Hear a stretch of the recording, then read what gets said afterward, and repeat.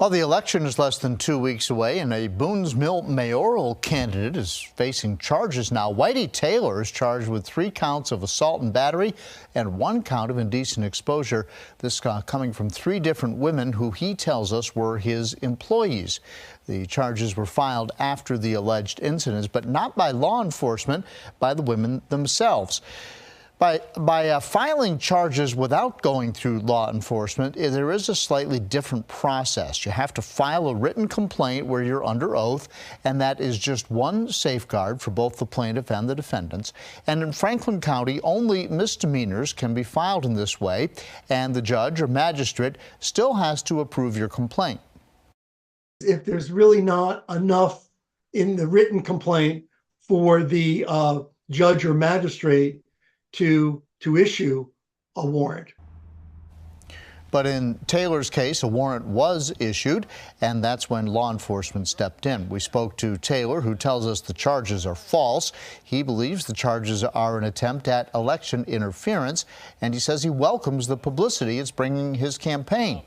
We reached out to the women who filed the charges, but we've not yet heard back. Dozens of Roanoke businesses owe money to the city after not paying their food and beverage taxes. Some owners are even facing charges after months of non-payment. 10 News reporter Connor Dietrich is working for you tonight to explain why the meals tax is important and the consequences owners face when they don't pay it. Each time you go out to a restaurant in Roanoke City, part of your bill is what's called a local meals tax. While it seems like you're paying the restaurant the money, it's really not the case.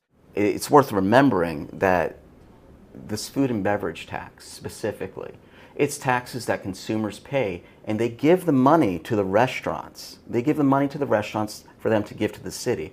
And if that money doesn't go from the restaurant to the city, they're stealing from the people that paid that tax.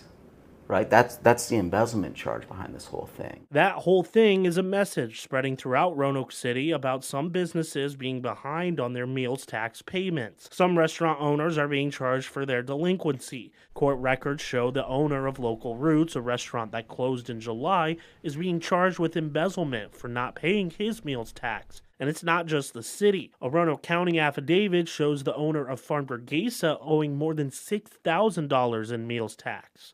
Every business is a unique case, and I don't think it'd be fair to paint with a broad stroke to say, oh, all of these businesses are failing because X, Y, Z, or all, because most businesses, by far the majority of the restaurants in the city, are compliant with this. The Treasurer's Office and Commissioner of Revenue's Office is trying to help businesses that are falling behind, and they want owners to reach out to them if they're having trouble. Going to court is a last resort.